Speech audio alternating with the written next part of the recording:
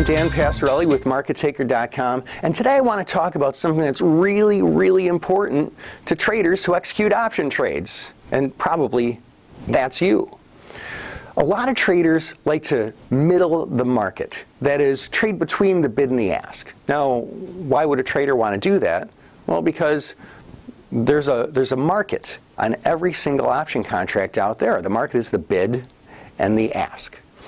Now, when traders who are not market makers buy, they typically have to buy the ask. And when they sell, they typically have to sell the bid. So they have to buy the higher price and sell the lower price. That's a real transaction cost to all traders. So what a lot of traders like to do is they like to try and cheat the system a little bit. Instead of buying that ask price, they try and bid a little bit lower, bid in between the bid and the ask. Or if they're selling, they try and sell a little bit higher than the bid, sell between the bid and the ask. Now, sometimes that's a great idea and it works fantastically. But sometimes it's a terrible idea and it can lead to you ending up with a much worse fill price. So let's talk about that. The times when it's bad to middle markets. High delta options, that is, options who move pretty well in step with the underlying stock. Because if the underlying stock moves a dime and the option moves a dime as well, that middle price that you're trying to achieve can get away from you really fast, and you end up selling lower than the original bid or buying higher than the original offer. That can be trouble.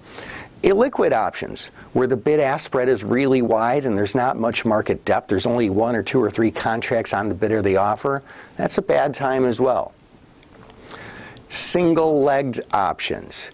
These are really, really tricky because of their delta and because when market makers take the other side of this trade, they have to hedge with the underlying stock, and that's a big risk to them. So, here's the trades that are good to middle markets with. Spreads. Vertical spreads like credit spreads or debit spreads. Even more complex spreads like butterflies, iron condors, and calendar spreads.